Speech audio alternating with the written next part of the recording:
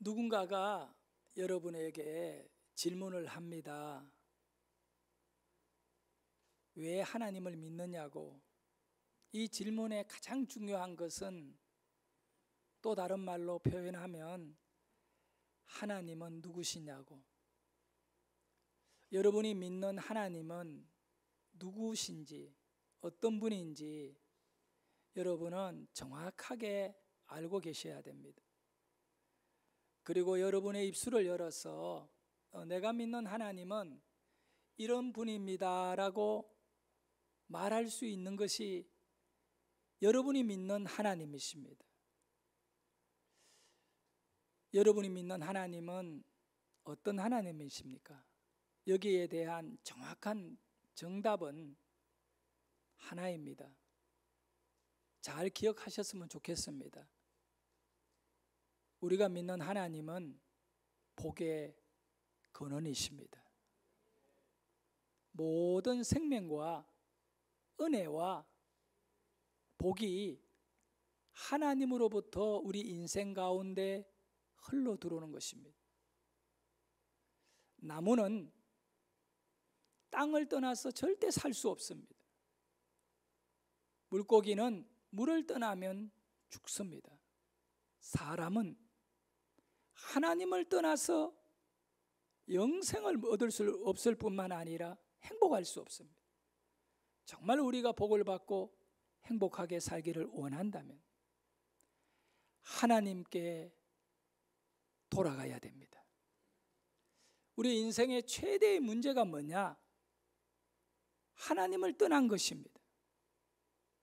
하나님을 떠남으로 죽음이 왔고 하나님을 떠남으로 고통이 우리에게 있는 것입니다. 우리의 인생의 문제를 해결받기를 원한다면 딱 한 가지, 하나님께로 돌아가면 해결됩니다. 사랑하는 성도 여러분, 이사야 55장 7절에 보면 악인은 그의 길을, 불의한 자는 그의 생각을 버리고 여호와께로 돌아오라. 그리하면 그가 긍휼히 여기시리라. 우리 하나님께로 돌아오라. 그가 너그럽게 용서하시리라. 세상에는 악인은 도저히 희망이 없다고 봅니다. 불의한 자는 상대하면 안 되는 사람이라고 여깁니다. 그런데 우리 하나님은 악인도 불의한 사람들도 그들의 악한 생각과 그들의 불의한 생각을 버리고 여호와께로 돌아오라. 그리하면 그가 긍휼히 여기시리라. 우리 하나님께로 돌아오라. 그가 너그럽게 용서하시리라. 하나님께 돌아가는 것이 우리가 살 길인 것입니다. 하나님께서 아브라함이라고 하는 사람을 특별하게 선택해서 부르신 거예요. 그리고는 그 아브라함에게 창세기 12장 2절에 우리 같이 읽어볼까요? 시작. 내가 너로 큰 민족을 이루고 내게 복을 주어 내 이름을 창대하게 하리니 너는 복이 될지라. 아멘. 사람들은요, 눈에 보이는 그 이익을 쫓아가지고 계속적으로 가다 보니 하나님을 떠나게 되는 것입니다. 아담이 눈에 보이는 이익을 쫓아가다가 선악과를 따먹게 되고요, 하나님을 떠나게 된 것입니다. 눈에 보이는 돈이나 눈에 보이는 권력이나 눈에 보이는 쾌락을 쫓아가다가 사람들이 하나님을 떠난 것입니다.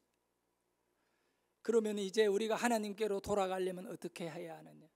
눈에는 보이지 않지만 영원한 생명의 주인이신 하나님의 음성을 듣고 말씀을 듣고 그분이 계시는 곳을 향하여 우리가 돌아가야 하는 것입니다. 그래서 하나님은 아브라함에게 내가 너를 불렀다. 내가 너를 부른 이유는 너에게 복을 주려고 불렀다. 제가 늘 강조하는 얘기가 이겁니다. 가진 것만 줄 수 있다. 가진 것만을 줄 수 있지 가지지 않았는 데는 절대 줄 수 없다는 겁니다. 세상에 수많은 종교들이 있잖아요. 그 종교들이 전부 거짓인 이유는 뭐냐 하면 그 종교들에게는 영원한 생명이 없다는 겁니다. 그런데 사람들은 그 종교에게 가서 영원한 생명을 얻으려고 하고 인생의 복과 행복을 그 종교를 통하여 얻으려고 하는데, 사실은 그 종교는 행복이 없고 생명이 없고 인간의 평화가 없는 것입니다. 오직 하나님은 다 가지고 계시는 분이십니다. 그러므로 우리가 행복하기를 원한다면 행복을 가지고 계시는 하나님께 가야 되는 것이죠. 하나님은 복의 원천이세요. 하나님은 여러분에게 복을 주실 수 있는 분이십니다. 그분이 아브라함을 부르신 거예요. 그리고는 아브라함에게 말씀하는 거예요. 내가 너에게 복을 주겠노라고. 여러분을 부르신 하나님의 뜻은 뭐냐? 아브라함을 부르신 그 이유와 똑같이 여러분에게 복을 주시려고 부르신 것입니다. 그래서 이 창세기 12장 2절에 너로 큰 민족을 이루고 라고 말했습니다. 첫째, 우리 하나님은 아브라함을 통하여 큰 민족을 이루는 복을 허락해 주셨습니다. 두 번째는 너를 통하여 너의 이름이 장대하게 하리라. 너의 이름이 장대한다는 것은 한 개인이 큰 복을 받게 된다는 것입니다. 그 개인에게 복을 주시는 겁니다. 세 번째로 너는 복의 기준이 될 것이다고 말씀하셨습니다. 이 세 번째 내용은 12장 2절에 보면 마지막 부분에 나와 있는 내용이 이겁니다. 너는 복이 될지라고 말씀하셨거든요. 복이 된다는 것은 무엇을 의미하느냐 하면 너는 복의 기준이 될 거다. 기준이 되는 겁니다. 여러분, 진리가 있고 거짓이 있는데 이것이 진리인지 거짓인지를 분별하는 기준은 뭘까? 바로 성경의 말씀이거든요. 우리가 가지고 있는 관점에서는 그와 같이 이것이 복이냐 저주냐를 분리시키는 기준이 되는 것은 하나님은 그래요. 너다 너. 아브라함에게 너가 복의 기준이 된다. 그래서 12장 3절에 들어가면 그 내용을 설명해 주는 겁니다. 복의 기준은 어떤 존재인가? 왜 아브라함이 복의 기준이 되었느냐? 그것을 3절에 설명하는데 크게 읽어봅니다. 시작. 너를 축복하는 자에게는 내가 복을 내리고 너를 저주하는 자에게는 내가 저주하리니 땅의 모든 족속이 너로 말미암아 복을 얻을 것이라 하신지라. 할렐루야. 간단한 내용이에요. 잘못 생각하면 오해할 수 있어요. 뭐냐 하면 아브라함이 어떤 사람이 마음에 들면 너 복 받아 그렇게 말하면 그 사람이 복을 받게 될 거라고 생각할 수 있어요. 여러분, 그거는 착각이에요.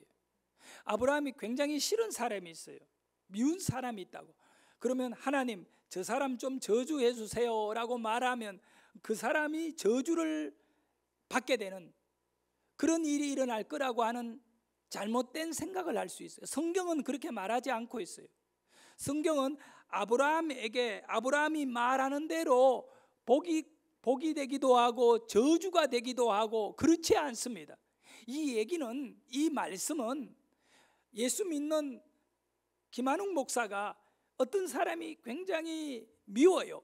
하나님 저 사람 좀 벌 주세요 하면 하나님이 그 사람에게 벌을 내리시고, 또 내가 굉장히 마음에 드는 사람이 있어요. 그래서 하나님 저 사람 좀 복을 내려주세요 하면 복을 내려주고, 이런 게 아닌 겁니다.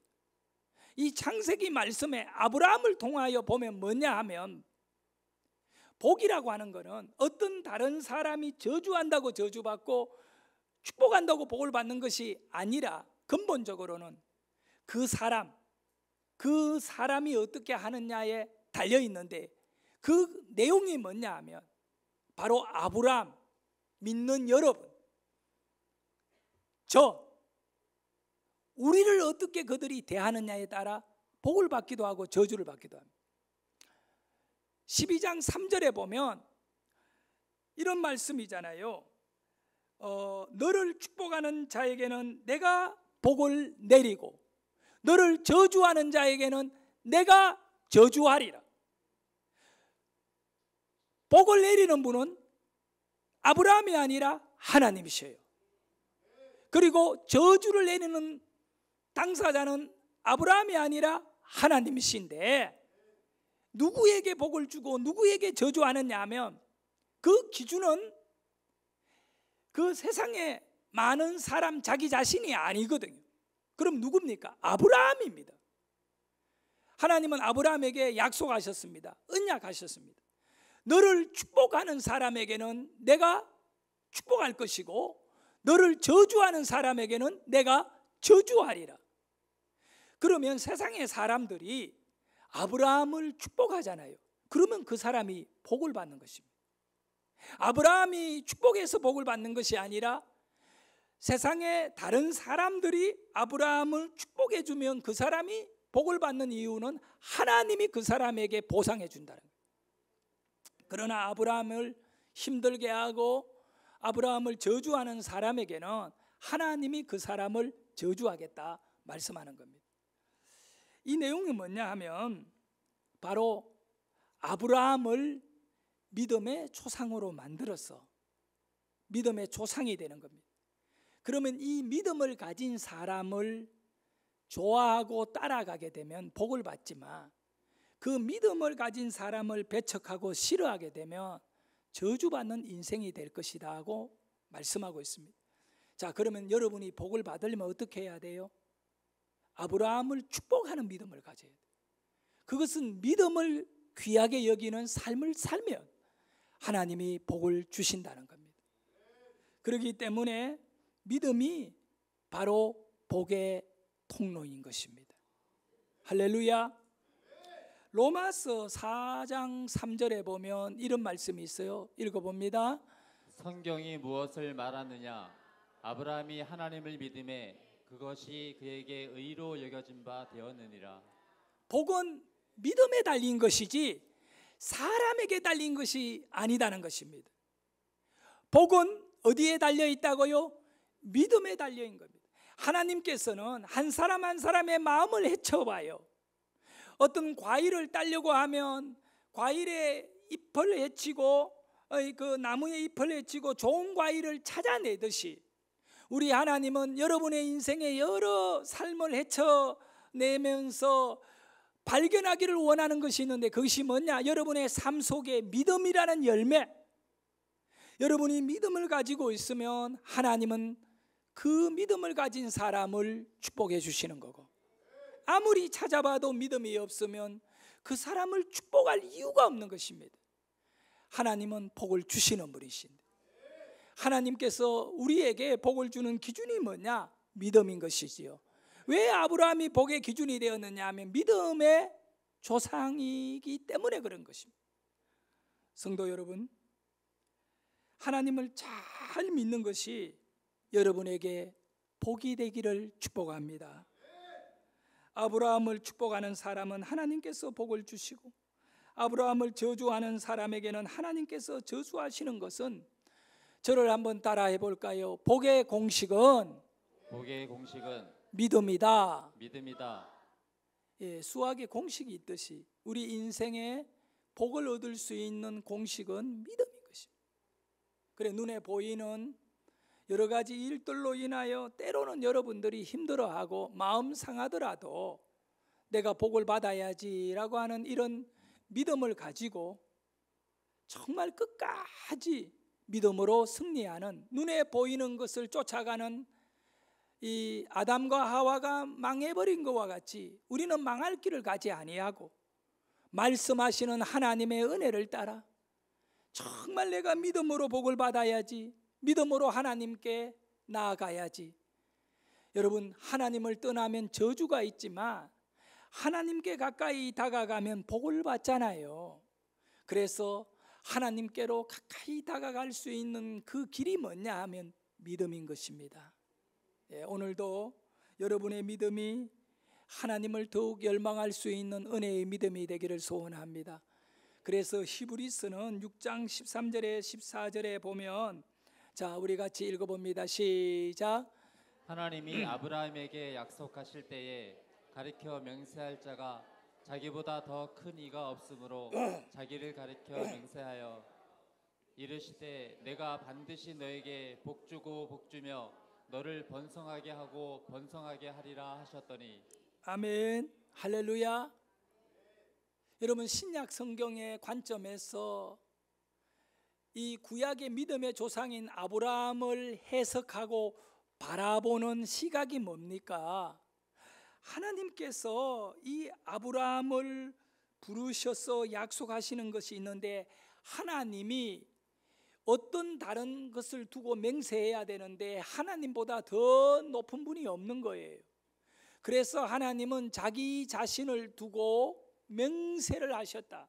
어떤 맹세했냐면, 내가 너에게 복주고 복주며 너를 번성하게 하고 번성하게 하리라. 이 히브리인들의 문학 표현에 반복을 하는 것은요, 불변하겠다는 것, 그것은 반드시 지키겠다는 것을 표현할 때 똑같은 내용을 반복하거든요. 내가 너에게, 하나님께서 아브라함에게 내가 너에게 복주고 복을 준다. 이것은 절대로 바꾸지 않겠다는 겁니다. 너를 번성하게 하고 번성하게 하리라. 이것은 반드시 이루어 주리라. 그래서 아브라함은 복을 받은 것입니다. 아브라함은 번성해지는 겁니다. 할렐루야. 성도 여러분, 진짜 복은요, 어디에 있느냐? 인간에게 있지 않아요. 하나님께 있겠습니다. 그러니까 하나님을 가까이 하면 복을 받는 것입니다. 하나님을 멀리 떠나면 아무리 훌륭하고 똑딱한 인생이라도 다 망하게 되어 있는 것입니다. 우리는 오늘도 하나님을 가까이 하는 은혜가 있는 성도 되기를 소원하고, 그리고 할 수만 있으면 사랑하는 가족들과 내 주위 사람들이 하나님을 떠나지 아니하고 하나님을 가까이 함으로 복을 받을 수 있는 인생 되도록 노력하는 성도 되기를 축복합니다. 시편 73편 28절에 보면 하나님을 가까이 하는 것이 복이다 말씀하셨는데, 같이 읽어봅니다. 시작. 하나님께 가까이 함이 내게 복이라. 내가 주 여호와를 나의 피난처로 삼아 주의 모든 행적을 전파하리이다. 할렐루야. 하나님을 가까이 하는 것이 뭐라고요? 복이다. 내가 주 여호와를 나의 피난처로 삼는다. 하나님께 숨어버리는 겁니다. 힘들고 어려울 때 여러분의 인생의 피난처가 어디입니까? 하나님이셔야 됩니다. 하나님은 언제라도 여러분을 받아들일 준비가 되어 있는 것입니다. 아무리 못난 여러분이라도, 영적으로 여러분들이 부족하더라도, 여러분, 하나님은 여러분을 사랑하신다는 걸 아시죠? 둘째 아들이 아버지를 떠나서 아버지의 재산을 가지고 저 먼 나라에 가서 다 허랑방탕 쾌락을 즐기면서 돈을 다 날렸습니다. 그런데 그 아버지는요, 그 불효자식이지만 언제든지 아버지에게 돌아오면 아버지가 그 아들을 위하여 자리를 만들어 놓고 기다리는 겁니다. 그 아들이 아버지에게로 돌아왔을 때 자기가 머물 자리가 없다면, 머물 공간이 없다면, 머물 마음의 여유가 없다면 이 아들은 이제 부끄러워서라도 아버지를 떠날 것입니다. 그런데 성경에 보니까 이렇게 불효한 아들이 돌아올 때 아버지는 그 아들의 자리를 만들어 놓고 잔치도 벌이고 받아들이듯이, 여러분이 하나님께로 나아갈 때 우리 하나님은 여러분을 받아들일 공간을, 축복의 공간을 만들어 놓고 기다린 줄 믿으시기를 바랍니다. 우리가 어떻게 하나님께로 돌아가야 하는지, 그 길이 어떤 길인지를 살펴보겠습니다. 요엘 2장 12절에 보면 말씀합니다. 다 함께 읽겠습니다. 여호와의 말씀에 너희는 이제라도 금식하고 울며 애통하고 마음을 다하여 내게로 돌아오라 하셨나니. 할렐루야. 하나님께로 돌아가는 길은 딱 두 가지입니다. 금식 기도와 애통하는 마음의 회개인 것입니다. 우리가 하나님께로 돌아가야 복을 받는다는 것을 알고만 끝내면 안 됩니다. 여러분이 복을 받기 위해서는 마음으로만 원하는 것이 아니어야 합니다. 여러분의 삶이 하나님께로 돌아가야 되는 것입니다. 그렇게 하나님께로 돌아가는 것은 두 가지가 있습니다. 금식 기도를 하셔야 돼요. 왜 금식 기도가 중요하냐 하면요, 금식 기도를 하는 가운데에는 음식을 취하지 않기 때문에 사실은 밥을 먹고 음식을 먹고 이런 세상 것을 추구하게 되면 영적으로 흐려지게 되는 거예요. 그러나 음식을 전폐하고 하나님 만나기를 원하고 육체를 이렇게 다운을 시킬 때 그의 영혼은 하나님을 향하여 새로운 눈을 열게 되는 줄 압니다. 성도 여러분, 금식한다는 것은 쉬운 일이 아니지만 여러분들도 이렇게 한번 금식해 봤으면 좋겠습니다. 한 해를 마무리하고 새해를 시작하는 이때쯤에 정말 영적인 사람이라면 적어도 하루 이틀 금식하면서 하나님 앞에 자신 모습을 다시 바라볼 수 있는 기회가 되고, 그러면서 모든 것을 내려놓을 수 있는 마음, 음식까지 내려놓고 하나님을 찾아보십시오. 일이 잘 안 풀린다, 자꾸 고민하지 말고 금식 기도 한번 해보십시오. 하나님 앞에 금식하면, 금식으로 매달린다면 하나님이 반드시 길을 열어 주실 것입니다. 정말 그렇게 금식하면서 기도하는 가운데 하나님의 뜻을 분별할 수 있는 마음을 가지게 된다고 봅니다. 그리고 두 번째는 회개인 것입니다. 이것은 금식 기도와 함께 동떨어진 것이 아니라 하나인 겁니다. 금식하면서 회개하면 되겠지요. 자, 하나님께로 돌아가는 길은 금식 기도와 회개이다. 이런 과정이 여러분에게 없는 가운데 내가 하나님께 돌아왔노라고 말한다면 아직도 여전히 몸은 교회에 나와 있지만 마음은 세상에 있는 것입니다. 힘든가요? 길이 없는가요? 너무 답답한가요? 어떻게 해야 합니까? 금식 기도하셔야 돼요. 일이 안 풀리는 데에도 영적으로 매달리지 않으면 안 돼요. 하나님은 복의 근원인데 여러분에게 복을 주시려고 내게 나오라고 그랬잖아요. 어떻게 나오라고요? 요엘서에 금식 기도하며 내게 나오며 내가 너를 만나 주겠다는 것입니다. 하나님을 만나야 인생의 문제가 해결된다고요. 여러분 금식 기도하시오. 하루라도 금식 기도하십시오. 정말 하나님을 만나려고 금식 기도하시기를 축원합니다. 아니, 살 빼려고 하는 기도는, 금식은 아무 소용이 없어요. 하나님 만나려고 금식 기도할 수 있기를 축원합니다. 그러면요 기적이 일어납니다. 문제가 해결됩니다. 없던 길이 열려지게 됩니다. 예, 할렐루야. 그리고 건강도 회복하게 됩니다. 꼭 이렇게 하나님 만나기를 원하는 분들은 이 요엘서가 말씀한 대로 가면 되는 겁니다. 이 말씀대로 하면 항상 되거든요. 다시 한 번만 더 요엘서 2장 12절을 읽도록 합니다. 시작. 여호와의 말씀에 너희는 이제라도 금식하고 울며 애통하고 마음을 다하여 내게로 돌아오라 하셨나니. 할렐루야. 네, 하나님은 오늘 또 여러분을 기다리고 계십니다. 그리고 하나님께로 돌아갈 자리가 하나님께는 준비가 되어 있습니다. 문제는 우리가 하나님을 찾지 않고 있기 때문에 하나님께 돌아가지 못합니다. 호세아 6장 1절에서 3절을 같이 한번 읽어봅니다. 한 음성으로 크게 시작. 오라 우리가 여호와께로 돌아가자. 여호와께서 우리를 찢으셨으나 도로 낫게 하실 것이요 우리를 치셨으나 사매어 주실 것임이라.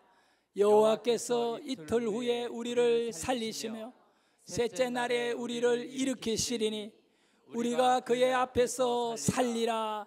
그러므로 우리가 여호와를 알자. 힘써 여호와를 알자.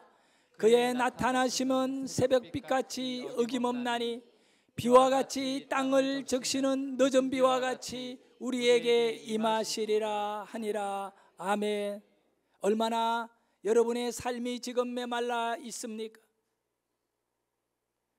비가 내리지 않아 말라 있는 땅에는 식물이 자랄 수도 없고 살 수도 없듯이 우리의 마음밭에 메마름이 있지 않습니까? 비가 내려야 되잖아요. 하나님께 돌아가는 길은 요엘서 2장에 금식 기도하고 회개하면 된다고 했습니다. 그래서 호세아서에서 선지자는 말합니다.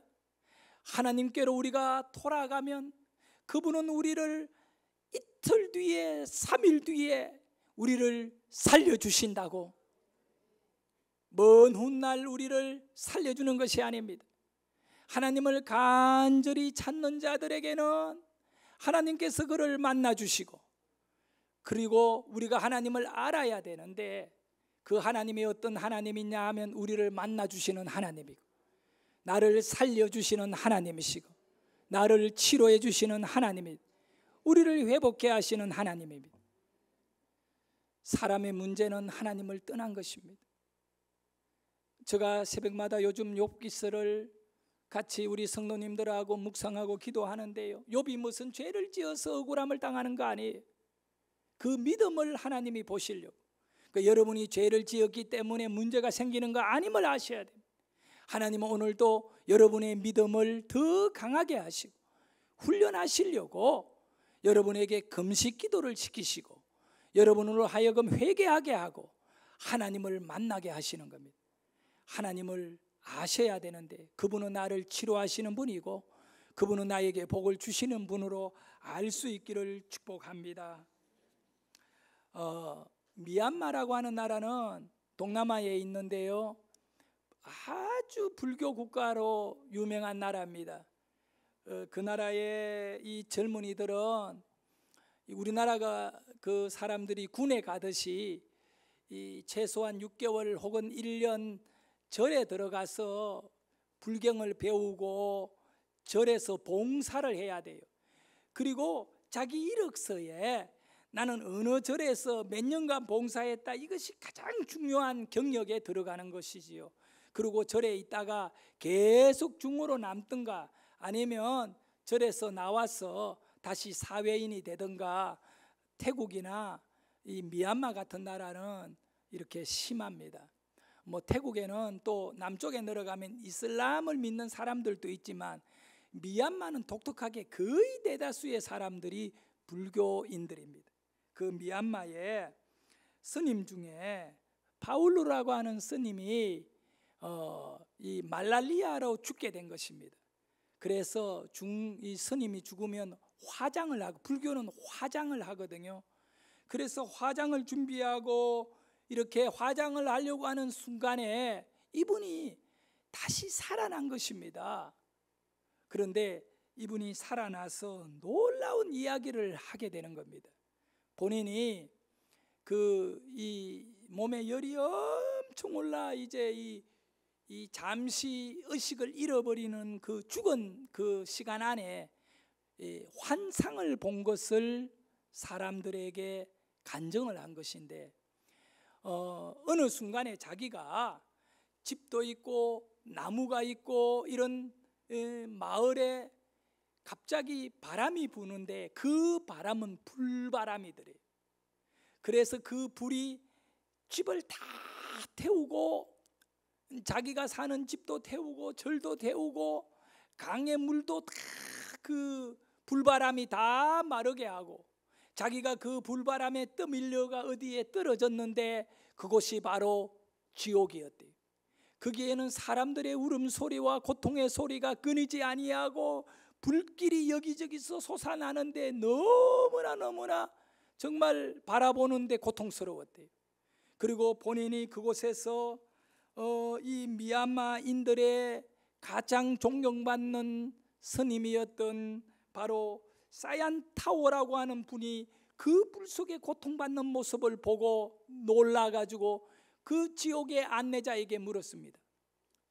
아니, 이분은 우리 미얀마인들이 가장 신령한 영적인 지도자로 여기는 바로 사얀타오가 아닙니까? 그러니까 맞다 하더래요.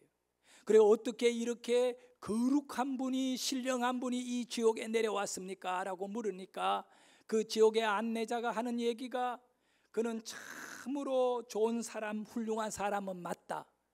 그러나 그가 이 지옥에 내려온 단 한 가지 이유는 예수를 믿지 않기 때문에 지옥에 왔다 하더래요.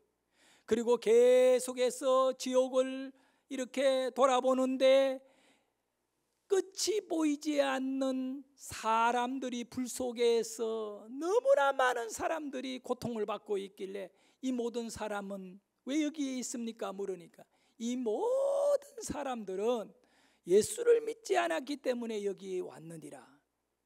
그리고 또 그 사람들 가운데 미얀마인들의 영웅인 아웅상이라고 하는 사람이 불 가운데 고통을 받더래요.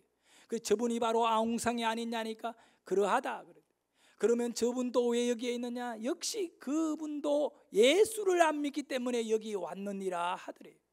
그래서 충격을 받아 있는데 이제 이 지옥 불 끝에서 두 길이 열려지는데, 한 길은 아주 넓고 편한 길이 있고 또 하나의 길은 매우 험악하고 낭떠러지의 길이 있더래요.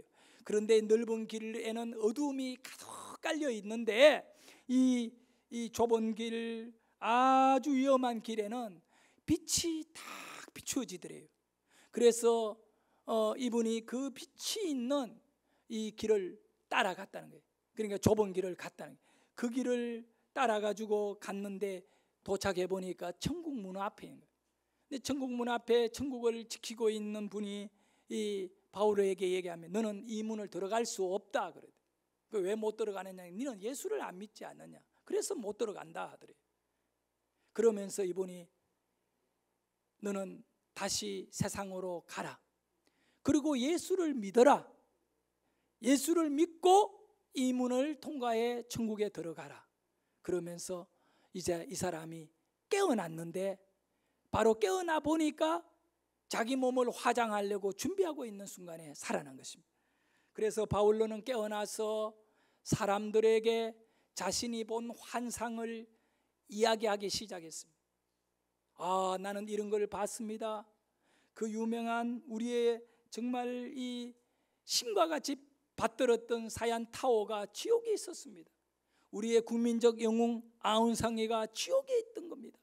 이런 말을 했을 때 처음에 살아났을 때는 사람들이 너무 신기해가지고 그러냐고 들었는데 이 이야기가 자꾸 퍼져가기 시작한 겁니다. 그래서 미얀마 정부에서 사회를 혼란하게 만들고, 우리는 불교 국가인데 예수를 믿어야 천국 가고, 아무리 열심히 절에 다녀도 그 유명한 사얀타오 같은 스님도 지옥에 있다고 이런 말을 하는 사람은 이 국가 내란죄라, 나라를 혼란에 빠뜨린 죄로 그를 잡아가 감옥에다가 가둔 것입니다. 아마 현재도 지금 그는 감옥에 갇혀 있고, 이런 일이 얼마 전에 일어났다는 그런 내용을 제가 읽게 된 것입니다. 성도 여러분, 정말 시대가 말세인 것입니다. 오죽 하나님이 급했으면 예수 믿는 사람이 거의 없는 미얀마라고 하는 나라 속에서 스님을 통하여라도 죽음을 통해서 예수를 믿어야 한다는 것을 전해주느냐 말입니다. 지금 팔레스타인에서는 이 무슬림을 믿는 사람과 또 그 유대교를 믿는 이 이스라엘이 전쟁을 벌이고, 우크라이나에서는 사실 러시아와 또 전쟁을 하는 것은 이거 지금 엄청난 세계대전에 일어날 가능성이 있는 그런 어떤 불의 씨앗이 지금 타오르고 있는 시대인 것입니다. 우리는 이때에 정신을 차려야 되는 겁니다. 하나님의 뜻이 무엇인가? 하나님을 떠난 사람들이 얼마나 잔인한가를 여러분 아셔야 되는 겁니다. 그리고 오늘 성경에 우리에게 말씀한 대로 악인들도 불의한 자들도 그들의 생각을 버리고 하나님께 돌아오면 치료해 주겠노라고, 살려 주겠노라고 하는 말씀을 붙잡고 우리는 하나님께로 돌아가야 되는 것입니다. 그리고 하나님을 떠나 있는 사람들을 하나님께로 돌아올 수 있도록 우리가 정말 복의 통로가 되어 그 사람들을 인도해 올 수 있기를 주의 이름으로 축원합니다.